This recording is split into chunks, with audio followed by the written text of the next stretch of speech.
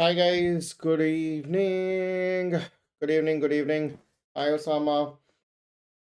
Right, a very, very happy new year to all you guys. Happy new year, happy new year.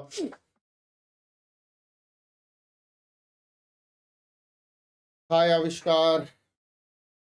So, I hope your New Year's Eve was good. I hope you had enjoyed well or you'd have used it better. अगर आप अपने exam के लिए भी prepare कर रहे हो, if you are an FMG aspirant जो 12th of Jan को है, I know it is quite difficult for you to avoid everything and be focused on the exam. And if you're doing so, amazing guys. ठीक है, you're doing a great job. दुनिया से परे अपने लिए अपने गोल की तरफ चलना बहुत मुश्किल होता है, and I appreciate and I acknowledge that. Okay. So all the guys who are there, a very happy new year. A couple of things before we start the session today. एक कि हर बार हम न्यू ईयर में resolution बनाते हैं, इस बार हम manifest करेंगे. ठीक है. The difference is resolution is about something you think that you want to do it and you try to work towards. It's manifest is what you believe that it is doable, it is achievable, and you send that positive energy to the universe कि मुझे ये चाहिए. For example, अगर आप intern हो या फिर post intern हो, you're thinking about getting a PG seat in a topmost college, be very precise. कौन सी सीट चाहिए, कौन से कॉलेज में चाहिए और क्या करना है. Manifest that and work towards it. Manifestation का power क्या है ना? It is something that comes from your heart. तो daily when you keep on manifesting the same thing over and again, वही वाली बात हो जाती है कि पूरी कायनात मिल जाती है आपको मिलाने के लिए. ठीक है. So have your desires pretty clear forward, have your manifestations pretty clear forward, ताकि as you move forward it should go pretty well. ठीक है. And 2025 is going to be an amazing year for all us who's down there. Everybody who is working towards their goal, this will be a fantabulous year. You will get everything that you want. Start your year on a positive note. Avoid all the negative energies. Every negative person that you think, avoid that person. Just be yourself. Have good time, have good fun, good laughter. Be with your friends and family and do what makes you the most satisfied. Okay? So these are the things that you must take into considerations, right? Now, अब new year हो या पुराना year हो, बेटा एक चीज constant है, वो है पढ़ाई. ठीक है. 2024 में हम क्या कर रहे थे? पढ़ रहे थे. 2025 कैसे शुरू करेंगे? वो भी पढ़ाई से शुरू करेंगे. ठीक है.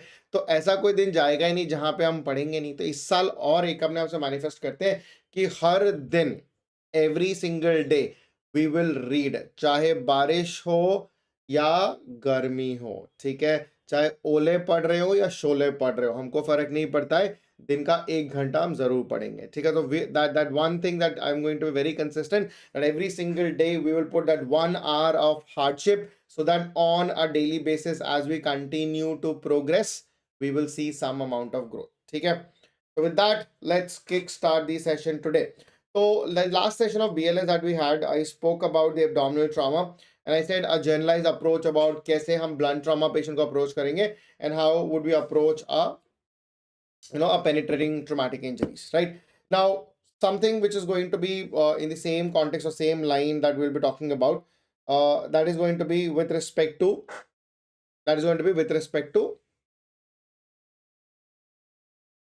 okay. Somebody says Shubhanshu KR Singh, sir, introduce yourself.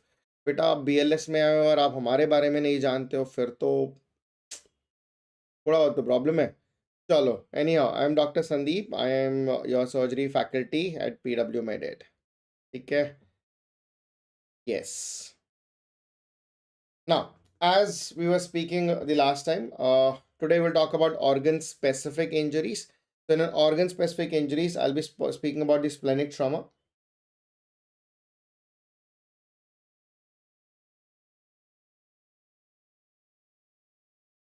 To talk about the splenic trauma, this will be pertaining to splenic injuries per se. Now, whenever talk about the splenic trauma or the splenic injury, just for the sake of understanding, imagine that this is the representation of the spleen. Okay, take this as a representation of the spleen, and surrounding the spleen you have your splenic capsule, right? This is going to be the splenic capsule.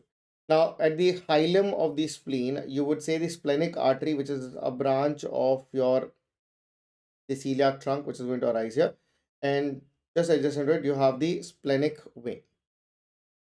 Just adjacent to that, you will have your splenic vein as well, right? So this is where the splenic vein is going to run accordingly, right? So you have the splenic artery and you have the splenic vein, and this area is what you can see the artery and the vein. This is what we call it as the hilum of the spleen. This is what we call it as the hilum of the spleen, right? This is what we call it as the hilum of the spleen. This is what we call it as the capsule of the spleen. This is the capsule of the spleen, and this happens to be the splenic parenchyma. This will be a splenic parenchyma. Okay?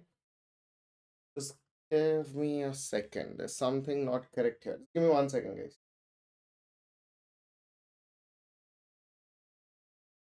Just give me 1 second.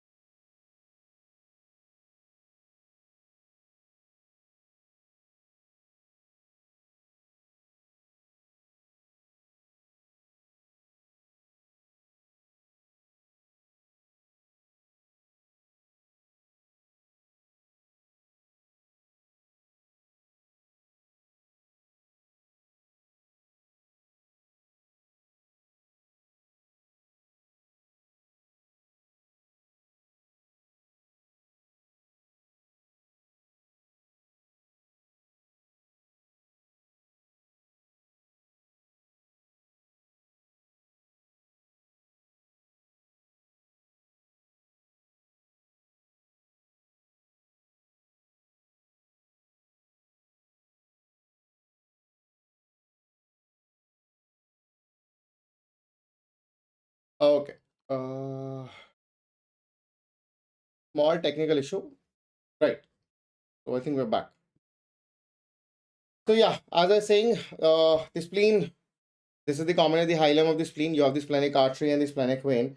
So this is the splenic artery. This happens to be splenic vein. Then you have the splenic capsule and the spleen parenchyma that is there. So when we talk about the splenic hemorrhage, there are two types of hemorrhages. One that is going to get collected between the capsule of the spleen and the parenchyma of the spleen. Another one that is going to be present within the parenchyma, right? So when you look at these two hemorrhages, I can just give you a component here. The one that is collecting the hemorrhage or the blood that is collected between the splenic parenchyma and the capsule of the spleen, this is what we call it as the subcapsular hematoma. This is what we call it as the subcapsular hematoma. On the other hand, which is going to be inside the parenchyma, it is your intraparenchymal hemorrhage.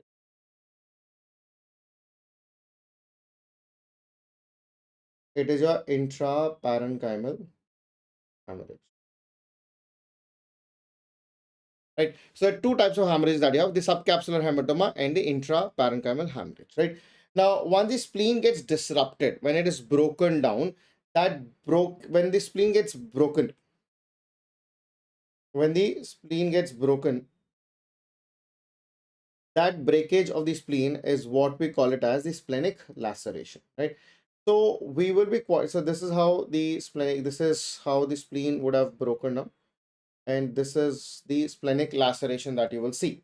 Now, obviously, there'll be this capsular disruption. Needless to tell you, the capsule is going to get disrupted, and you would see the spleen is going to be split. And this splitting of the spleen is what we call it as the splenic laceration. This is what we call it as the splenic laceration. So quantified, we had quantified all the parameters. But a parenchymal or interstitium, basically they mean the same thing because you're talking about the componental destruction. That is nothing but the parenchymal destruction. Okay. So now, when we say in terms of the injuries, so the criteria on which we are going to work on is going to be hematoma, that is development of hemorrhage, and the depth of the laceration, that how deep a particular form of laceration is being presented. Okay. Now, do not get confused, because when we talk about the capsular injuries or subcapsular hematomas, they're going to take a lot of things into consideration, right? We all know splenic traumas or splenic injuries are more common. So when you talk about in terms of its presentation, I can say the splenic injuries, the splenic injury,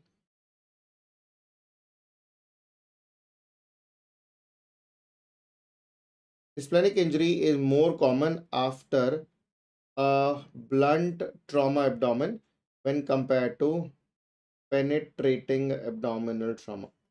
When compared to penetrating abdominal trauma. As simple as that. Okay.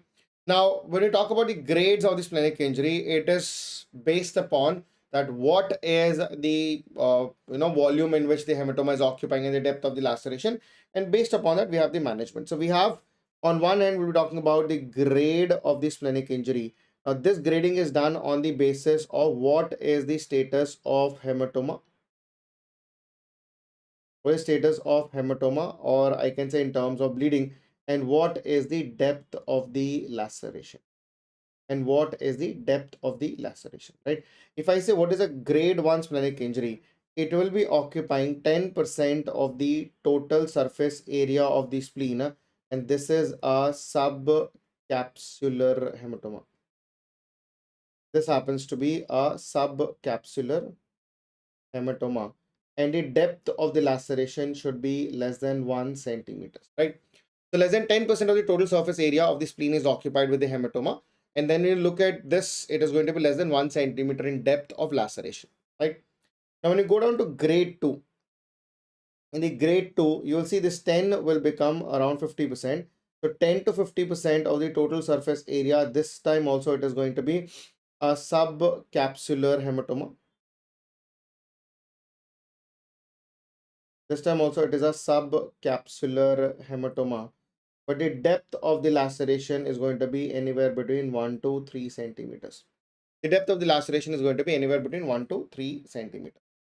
Then you have grade 3, which is the most tricky grade, where it is having more than 50% of the total surface area is involved with a subcapsular hematoma. It's a subcapsular hematoma. And here the depth of the laceration is more than 3 centimeters. And the depth of the laceration is more than 3 centimeters. So in the first three grades, we have grade 1, which is less than 10% of total surface area, which is a subcapsular hematoma. And then it is going to be involving less than 1 centimeter depth of the splenic parenchyma. Grade 2 is 10 to 50% as a subcapsular hematoma, 1 to 3 centimeters as the depth of the laceration. Grade 3 is going to be more than 50% of the total surface area, and the depth is more than 3 centimeters in total. Now, when it comes down to grade 4, now in the grade 4, it is going to be an intraparenchymal hemorrhage, right? In grade 4, you will see there is hilar injury. There is hilar injury. There is intraparenchymal hemorrhage.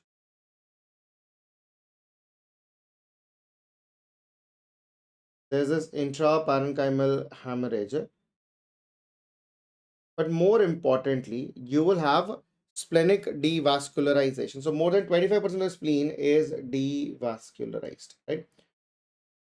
More than 25% of spleen is devascularized. That means it has lost its vascularity. It has lost its vascularity. That is a grade 4. Then you have grade 5. It is completely broken spleen into small, small pieces. So it is what we call it as a shattered spleen. A shattered spleen is a term where we will use that spleen is broken down into small, small pieces, and there's a torrential hemorrhage that is happening within the abdominal cavity. So you have these 5 grades of splenic injury. When a patient runs down to you in trauma, you'll see if it is grade 1, that means it is occupying less than 10% of the total surface area and less than 1 centimeter in depth. Grade 2, the hematoma occupies 10 to 50% and the laceration is 1 to 3 centimeters. Grade 3, it is more than 50% of the total surface area as hematoma and more than 3 centimeters in depth. Grade 4, it has hilar injury with more than 25% of spleen is devascularized. Grade 5, it is broken down into small, small pieces, right? It is broken down into small, small pieces. Okay? It's a shattered spleen. Now, all these gradings, when you talk about it, these gradings are done on the basis of CT. So this is your CCT, abdomen based grading. So this grading that we're talking right now, it is a CCT abdomen based. So this is the grading. This is a grading on the basis of CCT. It's a CCT based grading system. It's a CCT based grading system. See? Now, our objective is to understand the management. So, grade wise management. We have the grade wise management. The grade wise management of splenic injury. We have the grade wise management of the splenic injury. Right. So when we talk about grade wise management of splenic injury, we talk about each individual grade. So we had grade 1 injury, we had the grade 2 injury, then we had the grade 3 injury, and then we have the grade 4 and the grade 5 injury. Now we say grade 1 and grade 2, they'll be considered as low grade injuries. They'll be considered as low grade injury. Now, because they're low grade injuries, you don't need to do anything drastic or dramatic here. So in a low grade injury, what are we planning? So our plan is quite simple. We are going to take ahead with conservative management. So in the conservative management, I will start. See, when the patient is, the whole objective is to make the patient remain stable. In this low grade, we will go ahead with conservative line of management. We'll go ahead with conservative line of management. Now, in the conservative line of management, the current protocol that we follow for any splenic injury, secure the patient with 2 large IV cannula. Secure 2 large IV cannula. Monitor vitals. Monitor vitals. Do resuscitation if required.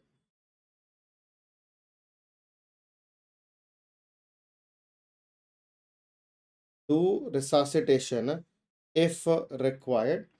And then it is basically advised that you have to go ahead with repeat CCT after 24 hours. Repeat CCT after 24 hours. This is the protocol that we usually follow, right? And then based upon whatever the results is there on the CCT, we'll look at it. So the IV cannulas are secured so that if at all required for any, rapid transfusions, you want to do a blood transfusion, you can go ahead. Monitor vitals is an important aspect. And then based upon that, whether the patient is stable or unstable, and then you can make your call.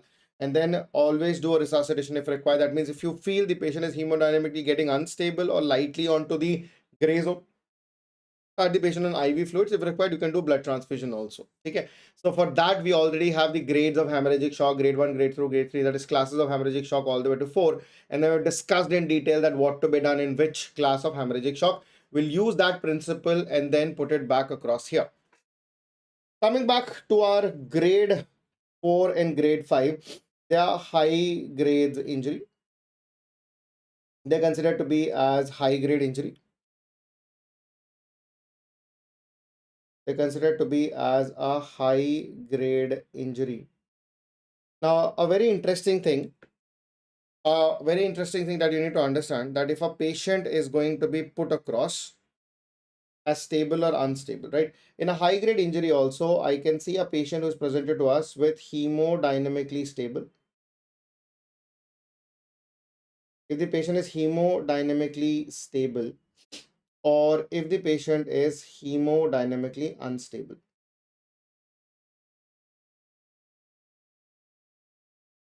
If the patient is hemodynamically stable, or whether the patient is hemodynamically unstable. If the patient is hemodynamically stable, the current recommendation is try a conservative line of management. Try a conservative line of management if it responds. But if the patient is unstable, in this patient, you have to take the patient for emergency splenectomy. So this is an indication of emergency splenectomy if the patient is unstable. So it is not necessary that you're looking at only grade 1, grade 2, grade 3, grade 4. Any grade of splenic injury, if the patient is hemodynamically unstable, you would require an active form of intervention. Now, what interests us the most, it is the grade 3. Now, grade 3 is what we call it as the moderate grade injury. This is what we call it as a moderate grade injury. This is what we call as a moderate grade injury. Now, in a moderate grade injury, how would you like to go ahead? The first thing I'm going to ask myself, whether the patient is presented to us, is it a hemodynamically stable or a unstable patient? Is it a hemodynamic patient is stable, or whether the patient who is present to us, is he hemodynamic instability is there, is the patient is unstable? If it's unstable, right? Now, if the patient is hemodynamically stable, I will take the patient for conservative management. Do a repeat CT after 24 hours, right? So conservative line of management, stable patient, do a repeat CT after 24 hours. Now, when you do a repeat CT after 24 hours, what are you looking in this repeat CT? You're looking at whether the grade of the splenic injury is increasing or not, right? So in this, I'm going to assess if the grade of injury is the grade of injury increasing or not. Let's say if the grade of the injury is increasing. Now, if there's increase in the grade of injury, that indicates that there is ongoing active loss. If there's an ongoing active loss, what should you do? You should do or attempt an angiography. You should do an angiography of the splenic vessel. When you do an angiography, in an angiography, you're looking for what? I'm specifically looking for something called as a contrast blush. Is something called as a contrast blush. A contrast blush is basically a contrast leak, right? Now, if there is a contrast blush, right? If let's say, sorry, imagine there's a contrast blush that is present. What do you mean by contrast blush is if this is a blood vessel and there's an injury in this blood vessel, right? And you push in a contrast. Let's say you've push in some contrast or some contrast that you're pushing in. The contrast is going. Now, once there's a leak, what will happen? From the leak area, the contrast will leak out. And this leaking of the contrast from the side is what we call as contrast blush. Now, if the contrast blush is present, if there is a contrast blush available, right, that means it is leaking out. This is what we call it as a contrast blush. If the contrast blush is leaking out, if the contrast blush is leaking out, then you will attempt an angioembolization. You're trying to block this. So with the angioembolization, I'm going to try and embolize this blood vessel so that we block this area. And if we block this area, we will be able to stop the bleeding. That was the objective of doing an angioembolization. But not every time you'll be able to localize the site of the bleeding at the same time you'll be able to stop the bleeding. What if the angioembolization fails? Right? You should always be prepared. If it fails, then you will go ahead with surgery. For the surgery that you'll be preferring here, we will do something called as the splenography. We'll do something called as the splenography. Rafi. It is something called as a splenography. A splenography is nothing but a spleen preserving surgery. Splenography is basically our spleen preserving surgery. It is a spleen preserving surgery. So splenography is a spleen preserving surgery. So what do you do in a spleen preserving surgery is if you take this as the representation of the spleen, right? Now let's say there is an injured segment. Let's say this is the splenic artery you're talking about. And let's say the injury is somewhere across here, and you see there's a active bleed occurring from here, right? So I'm not going to remove the entire spleen. So what I'll do is I will take this much part of the spleen along with this feeding vessel, and then I will excise this. I will excise this, and when I excise this, this is what we call it as the splenography. It's a spleen preserving surgery. Now, splenography is what we call it as a spleen preserving surgery. Okay, so you're not sacrificing the entire spleen, but you're only sacrificing that part of the spleen which is not repairable or the angioembolization fails in all that context. If the patient is hemodynamically unstable, for an unstable patient, we do not have much of an option. We'll directly go ahead here with splenography.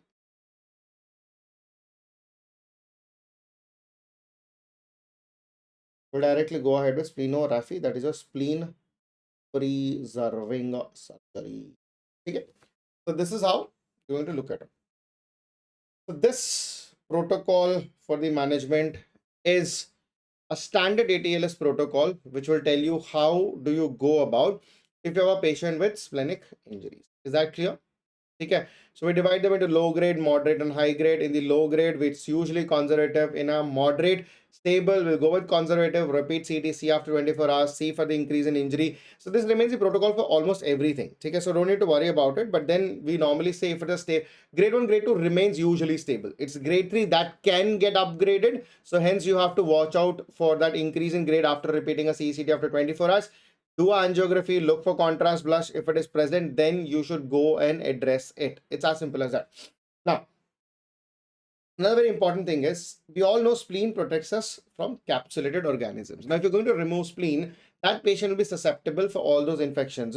So what will you do in terms of protection or vaccination? That is a post-splenectomy vaccination. We're talking about the post-splenectomy vaccination. We'll do a post-splenectomy vaccination.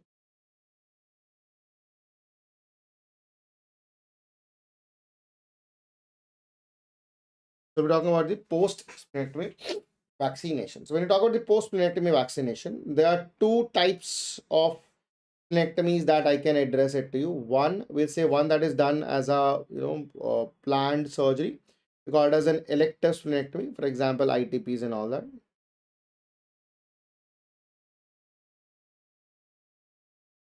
So one, we have the elective splenectomy.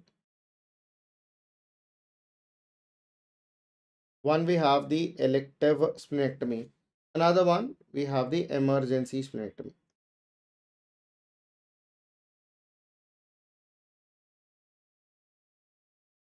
Now, if you're planning for an elective splenectomy, when would you vaccinate the patient? Ideally, you should vaccinate 2 weeks prior to surgery, right? So vaccination here should be done a minimum 2 weeks prior to surgery. It should be done 2 weeks prior to surgery. Now, the question is, what vaccine would you like to push? If you're doing a vaccination here, what vaccine would you like to push? We'll give pneumococcal. We give pneumococcal. We give meningococcal. We give pneumococcal, meningococcal, and H influenza. It is a H influenza B. So pneumococcal, meningococcal, and H influenza B vaccine should be given minimum 2 weeks prior to surgery. Now, another very interesting thing is pneumococcal vaccine, no, it comes in two forms, right? There are two valents. One is your P7 valency, another one is your PPV23. That is a 23 valent vaccine. So, what is your objective, or where would you prefer this? Now, P7 valent vaccines are given for those patients who are age below 2 years. If age under 2 years, if you have to give an a pneumococcal vaccine, it should be P7 valent. Any patient who is age above 2 years, if the patient's age is above 2 years, then you can give PPV 23. Okay. There are two important aspects that you should know in terms of elective splenectomy, right? Now, in an emergency splenectomy, I do not have the leverage of time to play around. So what I do, I have to give one vaccine which is going to be immediate post-op, and one that I can give within 2 weeks from the surgery, right? So immediate post-op, a vaccine that has to be given immediate post-op, one that we're going to give in an immediate post-operative period, immediate post-operative period vaccination, and one that can be given within 2 weeks from the surgery. Within 2 weeks from surgery, you have to give another set of vaccination, right? So when you say an immediate post-op, in an immediate post-operative period, you should give pneumococcal vaccine.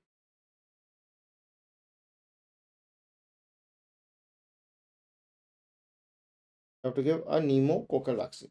So within 2 weeks from surgery, you have to give meningococcal and the H influenza B.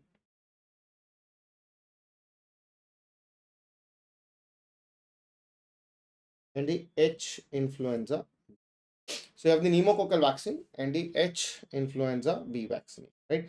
So these are the post splenectomy vaccination that you should be worried about, right? If you don't do this, if you don't do the post splenectomy vaccination, why are you doing it? To prevent. This is basically to prevent OPSI, that is overwhelming post-splenectomy in your infections, right? OPSI is your overwhelming post-splenectomy infections. To prevent that, we are planning for post-splenectomy vaccination. We're planning for post-splenectomy vaccinations. Clear? Yeah.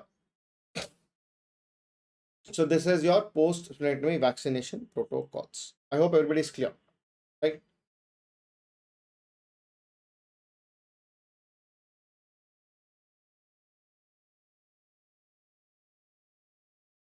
One more thing, when you have the splenic injury per se, no? Another interesting thing is whenever there's a splenic trauma and you have, how do you know the spleen injury? You will have associated rib fractures also, right? So what are the associated rib fractures? The associated rib fractures.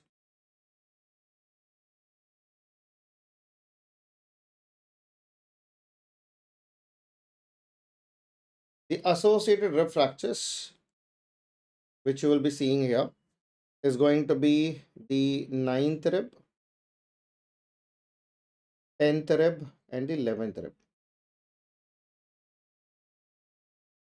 And all these fractures, obviously, there's no point for guessing, they will be left-sided. They'll be left side. So 9, 10, 11 ribs on the left side. 9th rib, 10th rib, and the 11th rib on the left side. On the left side will be seen in a splenic injury. Okay. So this is your splenic trauma and its specific component. Okay. I hope everybody is clear so far, right? We've done a decent job so that we are able to understand the whole component here. Same thing will repeat with our liver injuries as well. So we're talking about the liver injury. The same thing we have in liver injuries as well, or the liver trauma.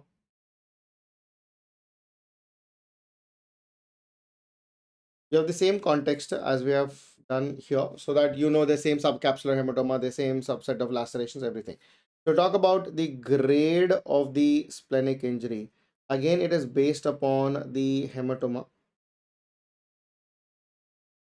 Again, it is going to be based upon the hematoma. and the depth of the laceration, right? Now, when you go across here, you have the grade 1 injury.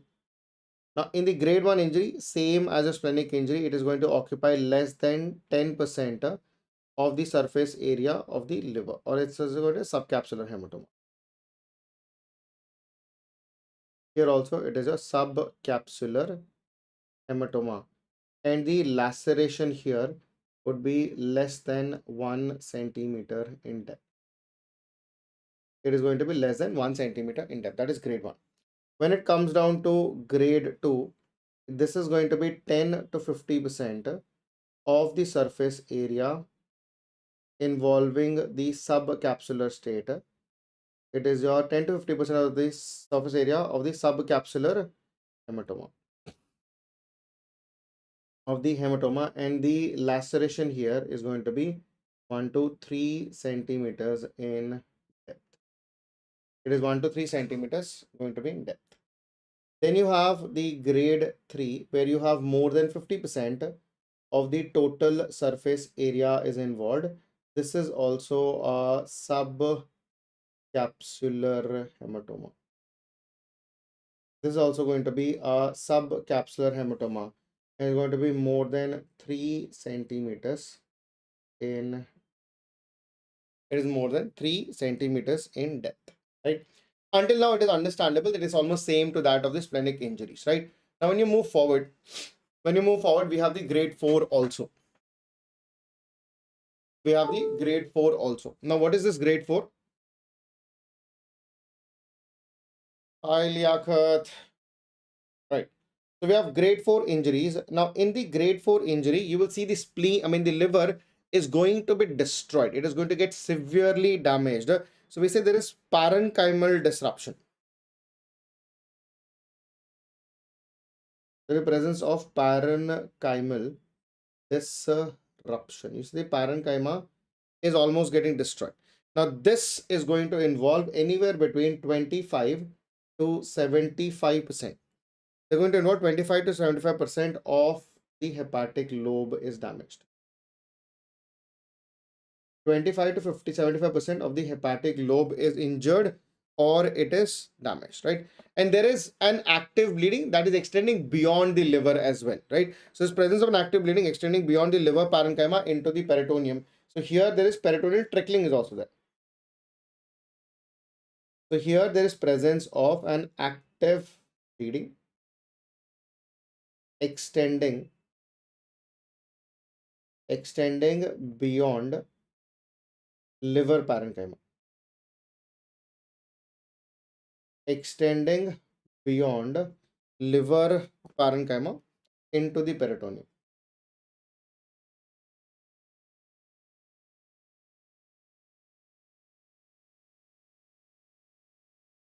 Into the peritoneum. This is your parenchymal disruption, right? So this is your grade 4 injury. Now, when it comes down to grade 5 injury, in a grade 5 injury, there is again parenchymal disruption. Same thing as we have described it above. There will be presence of parenchymal disruption. And this parenchymal disruption will be involving more than 75% of the hepatic lobe. More than 75% of the hepatic lobe is destroyed, right? In fact, here I can say all the major veins are going to get involved, no? So we say there is juxtahepatic venous injury. Juxta is the word which tells you around the vein. It's a juxtahepatic. There is a juxtahepatic venous injury. This is juxtahepatic venous injury. Okay. So in this juxtahepatic venous injury, you can have retrohepatic vein, you can have the IV, surround the IV, so major vein, anything, right? So that understands grade 5 injury, right? So the liver trauma is extended into 5 different grades.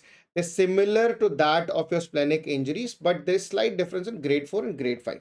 Earlier we used to have grade 6 also, we call it as the hepatic avulsion. That means the liver is derooted from its site and it is freely falling onto the abdomen, which is almost like fatal. We don't consider it any longer. So now it is only the 5 grades of the liver injuries that you're going to talk about. Okay. Now, how would you look at it? Again, the management. So talk about the management of the hepatic injuries.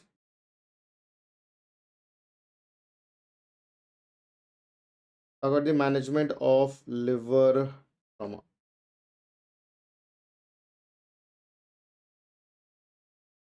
Now, in the management of liver trauma, we have the grade wise management. So we say grade on one end, and we talk about the management on the other end.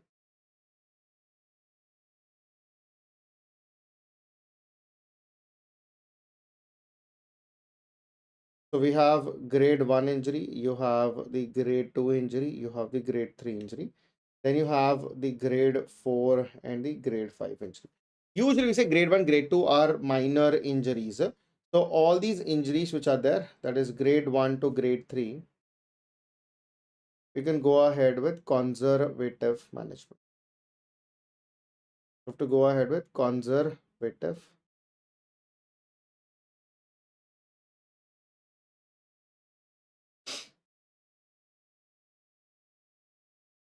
management.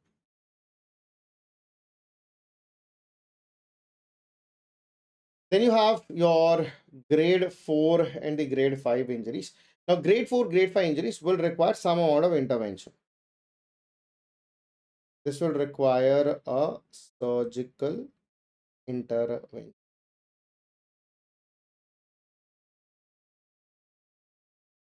So grade 1 to 3, it is a conservative line of management. You can just observe the patient, resuscitate, go all the important, whatever is required, you can do it. But grade 4, grade 5, they're high grade injury. So you have to go ahead with the surgical intervention. And this has been there for a while that you cannot skip these components. So keep it to that particular component. Okay. Now, this surgical intervention also, especially if the patient is unstable, it is unsaid rule कि अगर unstable है तो surgical intervention करना ही करना है. Now, before we move down to the whole interventional protocol, a small algorithm that we will develop here, right? Now, the algorithm that we're going to develop are, imagine there is a bleeding hepatic trauma. So we'll take a normal objective here. If there is a bleeding hepatic trauma, that means you have a patient who's bleeding from the liver bed. So a patient who is having a bleeding hepatic trauma. Okay. Now in this bleeding hepatic trauma, how do we move across? We'll see whether we have a patient who's have a minor bleed or a major bleed. We'll see whether the patient is having a minor or a major bleed. I will classify them into two categories. One, let's say we have a patient with the major bleed. And another one that you have is with the minor. So one you have the major bleed, another one that you have is the minor bleed, right? Now, if you have a patient who is having a major bleed, to control this major bleed, currently the recommendation is to go ahead. It is to go ahead with perihepatic packing and resuscitation. Go ahead with perihepatic packing and resuscitation. It is your perihepatic packing and resuscitation that is for your major bleed. Now, if there is a minor bleed, right, there's an insignificant bleed or a minor bleed, then you would use either hepatic sutures. You can, to close that bleed, you can use a hepatic sutures. You can just put a hepatic suture.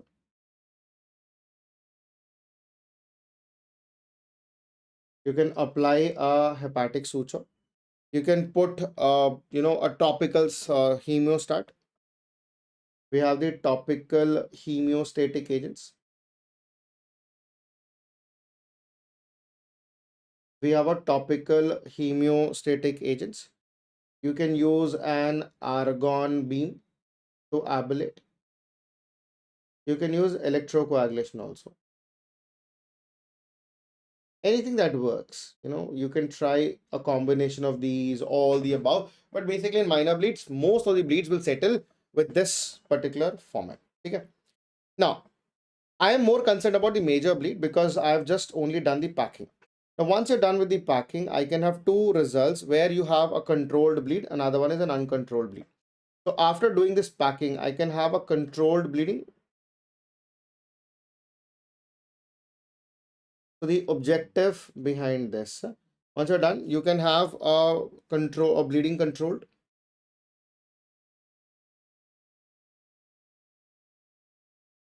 You can have patients with bleeding controlled or patients with uncontrolled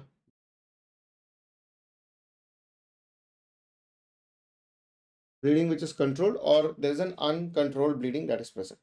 Now, if you have a patient, if you have a patient who is having a bleeding which is controlled, so here I will take the patient for the damage control laparotomy. You'd go ahead with damage control laparotomy. You have to take the patient for the damage control laparotomy plus minus an angioembolization.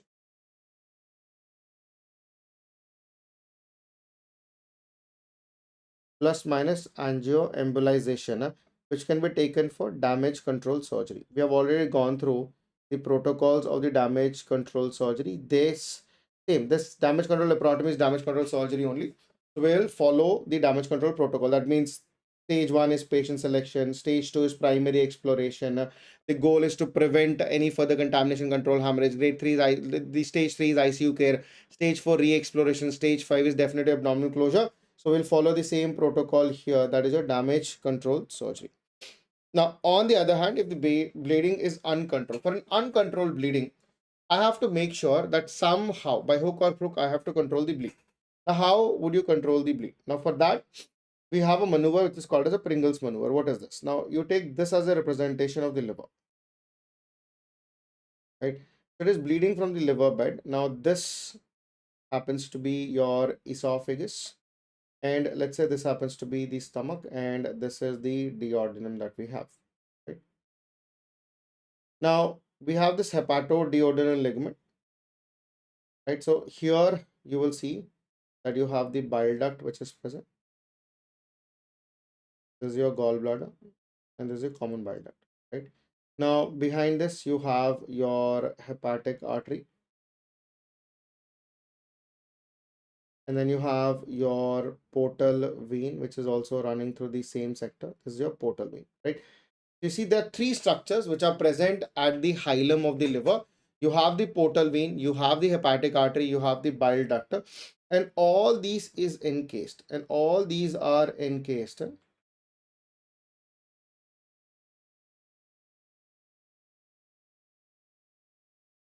All these are okay. All these are encased in this ligament, which is called as the hepatoduodenal ligament, right? So this is, you see, this is the hepatoduodenal ligament, which is also called as a ligament of teats, right? So it is encased in this. On the medial end, you have the lesser curvature and its ventral space that is there, right? Now, somewhere across here, you will see there is a small opening that is present, right? The small opening here, and that opening is what we call it as the foramen of Winslow. So if you observe very carefully, this is what your foramen of Winslow is there, right? So in a Pringles maneuver, what I'm going to do is via the foramen of Winslow, I'm going to go apply a clamp, and that clamp will pass through the foramen of Winslow, exit from the other end, and I'm going to clamp it like this, right? So I apply a clamp, and this clamp is going to compress the portal triad, right? Compressing the portal triad with the clamp through the foramen of Winslow is what we call it as the Pringles maneuver. Now, if the bleeding is uncontrolled, the first step that I have here is what we call it as the Pringles maneuver. This is what we call as Pringles maneuver. What is Pringles maneuver? Pringles is basically to clamp. Pringles maneuver, it is to clamp.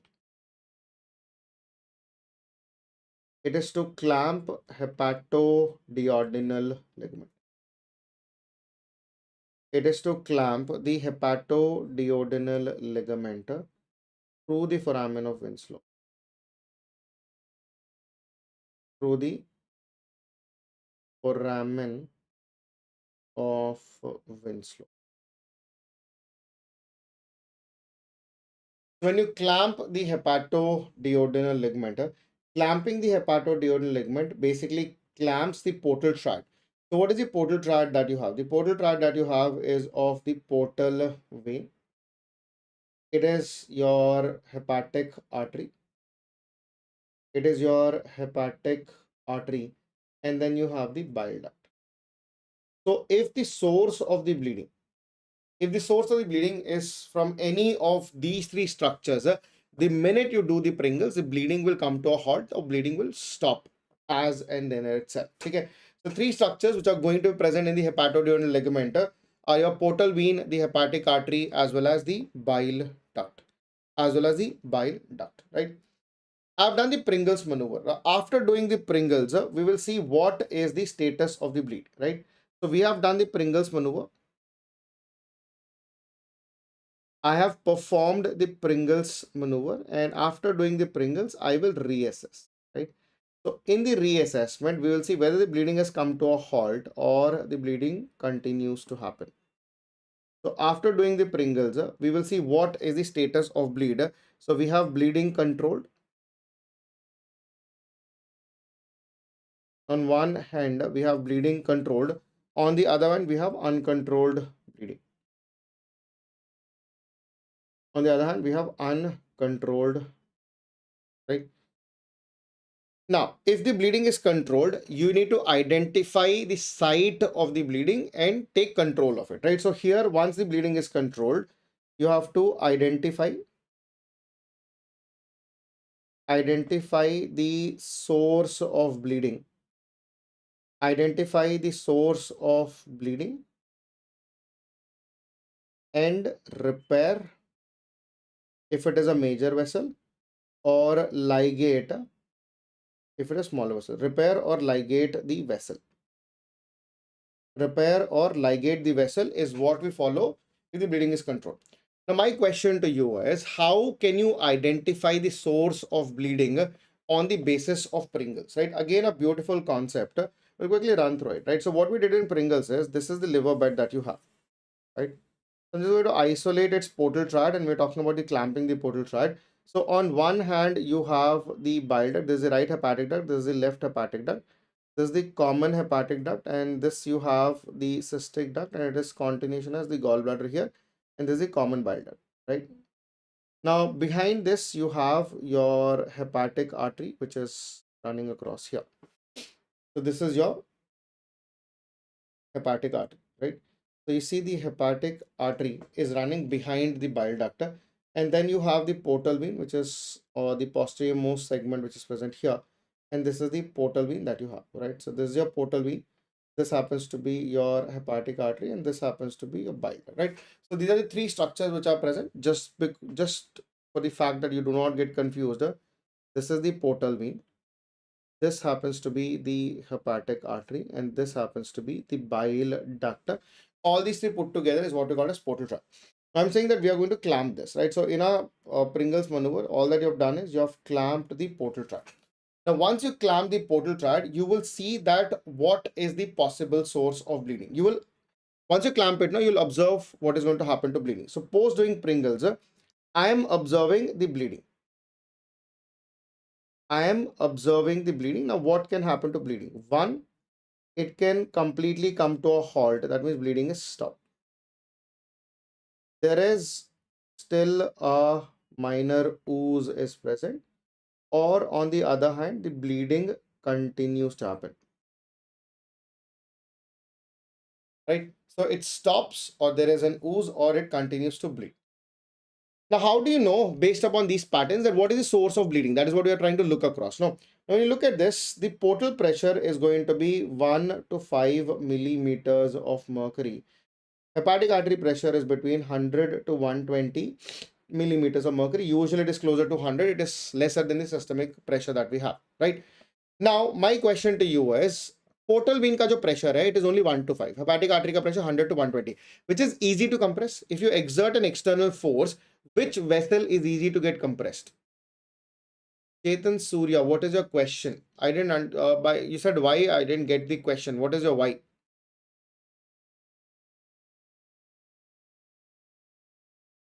Okay, so as I was saying, the portal pressure is 1 to 5. Hepatic artery का जो pressure वो 100 to 120 है. Now when I exert an external pressure, which vessel is easy to compress? No doubts, I mean like there's no point for guessing. Portal vein में जो pressure वो कम है ना, it is lesser, so it is easy to get compressed. When it's easy to compress, it will come to a halt. So if the source of the bleeding is portal vein, when you exert an external pressure, it will come to a halt. On the other hand, if the source is hepatic artery, the pressure is 100 to 120. It is not easy to compress, so some amount of bleeding will still continue to happen. That is going to be your hepatic artery. It is going to be a hepatic artery, right? Now, if it continues to bleed, that means it is not compressed. A vessel that is not compressed, that is why it is bleeding. No. So, if it was a part of hepatic artery portal vein, by doing a Pringles, the bleeding should have stopped, or it should have minimized. If it continues to bleed as before, that indicates that this here the source of bleeding is anything else than the portal vein or hepatic artery. So here I can say it could be an IVC or a hepatic vein bleed. Eventually, the hepatic vein also drains into IVC, right? So when you have this kind of presentation where the bleeding continues to happen and you're suspecting that the patient might have an IVC or a hepatic vein bleed, for this patients, I am going to do something called as the Henle's procedure. Right? We have something called as the Henle's procedure. Now, what is this Henle's procedure? It is to clamp the supra and the infra IVC. Now, what is going to happen is, what is Henle's procedure? You have the liver parenchyma, which is here. Then you have the inferior vena cava, which is going behind the liver, which is, this is the passage of the IVC that you have. Then you have your hepatic veins. All the hepatic veins will be draining here. This is your right hepatic vein, this is your middle hepatic vein, and this happens to be your left hepatic vein. All these hepatic vein, they drain into inferior vena cava. Okay, so this is your right hepatic vein, this happens to be your middle hepatic vein, this happens to be a left hepatic vein. All of them drain into your inferior vena cava, right? Now this part of the IVC which is above, this is what we call it as the supra IVC, and the part of the IVC which is below the liver, this is what we call as infra IVC. So what we do is we take the clamps here. Now Henle's procedure or maneuver, it is to clamp the infra IVC first and then clamp the supra IVC first, right? So first I'm going to clamp an infra IVC, and then second I'm going to clamp the supra IVC. So when you clamp these, you will know the source of bleeding. Now, if you clamp the infra IVC and bleeding stops, that means the bleeding is below the level of the liver parenchyma. Okay? If you're, that means as soon as you clamp it, no, so the IVC is taking the blood up. So it is going to be anywhere above the level of clamping, right? Now, if you're clamping the supra IVC and the bleeding completely comes to a halt, that means the bleeding is anywhere between the infra and the supra IVC, that is, it is usually behind the liver. Now, if you've clamped the vessel, right, and the bleeding continues, that if infra IVC, if you have clamped, bleeding continues to happen, that means it is below the level of clamping. So you have to look there. Okay. And if you clamp here, bleeding decreases, then you clamp above. If it's completely halts, that it is behind the level of the liver, or it could be a hepatic vein bleed also. So Henle's maneuvers are done in order to localize these bleeds and then go ahead and repair as and then it is required. Okay. So this is after doing a Pringles. If you have a controlled bleeding or bleeding is controlled, you will identify the vessel. If the bleeding continues to happen on the same context, this is the line of management that you're going to consider for. Okay. Right. If there's an uncontrolled bleeding, if the bleeding is uncontrolled, what will you do? You do a perihepatic. You'll go ahead with perihepatic packing and resuscitation. We'll do a perihepatic packing and resuscitation. You have perihepatic packing and resuscitation, right? And then come for a relook. So whatever we have dealt in the liver trauma, this is what we call it as a 4P principle. You push first, you do Pringles, you do push maneuver, you do Pringles next, that is trying to control the bleeding.